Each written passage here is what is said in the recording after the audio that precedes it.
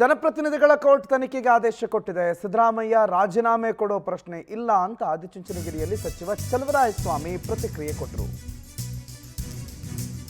ಜನಪ್ರತಿನಿಧಿಗಳ ಕೋರ್ಟ್ ಆದೇಶ ಕೊಟ್ಟಿದೆ, ಆದರೆ ಸಿದ್ದರಾಮಯ್ಯನವರು ರಾಜೀನಾಮೆ ಕೊಡುವ ಪ್ರಸಂಗ ಎದುರಾಗೋದಿಲ್ಲ, ಪ್ರಶ್ನೆಯೇ ಇಲ್ಲ ಅಂತ ಆದಿಚುಂಚನಗಿರಿಯಲ್ಲಿ ಸಚಿವ ಚಲುವರಾಯಸ್ವಾಮಿ ಕೃಷಿ ಸಚಿವರು ಮಾತನಾಡಿದರು. ಅವರ ಪತ್ನಿ ಹೆಸರಲ್ಲಿ ಪ್ರಕರಣ ಆಗಿದೆ, ಆವತ್ತಿದ್ದ ಬಿಜೆಪಿ ವಿರುದ್ಧ ಕ್ರಮ ಕೈಗೊಳ್ಳಬೇಕು. ನಾವು ನಮ್ಮ ಕಾನೂನು ಹೋರಾಟವನ್ನು ಮುಂದುವರಿಸ್ತೀವಿ. ಕಾನೂನು ಹೋರಾಟ ಏನು ಮಾಡಬೇಕದು ನಮ್ಮ ಕಡೆಯಿಂದ ಮುಂದುವರಿಯುತ್ತೆ.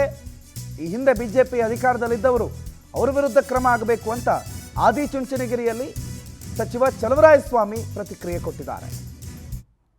ರಾಜೀನಾಮೆ ವೇಣುಗೋಪಾಲ್ ಹೇಳಾಗಿದೆಯಲ್ಲ,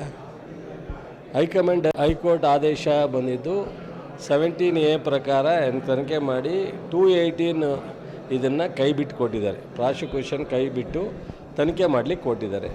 ಅದನ್ನೇನು ವಿಶೇಷ ಏನಿಲ್ಲ. ಇವತ್ತು ಜನಪ್ರತಿನಿಧಿ ಕೋರ್ಟ್ಗೆ ಹೋಗಿದ್ದಾರೆ, ಅವರು ಒಂದು ಆರ್ಡ್ರ್ ಪಾಸ್ ಮಾಡಿದ್ದಾರೆ. ನೆನ್ನೆಲೇ ಪರ್ಮಿಷನ್ ಕೊಟ್ಟಾದ್ಮೇಲೆ ತನಿಖೆ ಮಾಡಿ ಅಂತ.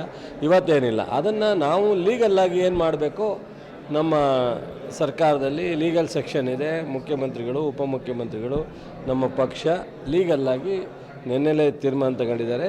ಸೀನಿಯರ್ ಕೌನ್ಸಿಲ್ ಜೊತೆ ಮಾತನಾಡಿ ಡಬಲ್ ಬೆಂಚ್ಗೆ ಹೋಗೋದಾ, ಸುಪ್ರೀಂ ಕೋರ್ಟ್ಗೆ ಹೋಗೋದಾ, ಯಾವ ರೀತಿ ಏನು ಅಂತೇಳಿ ಬಹುಶಃ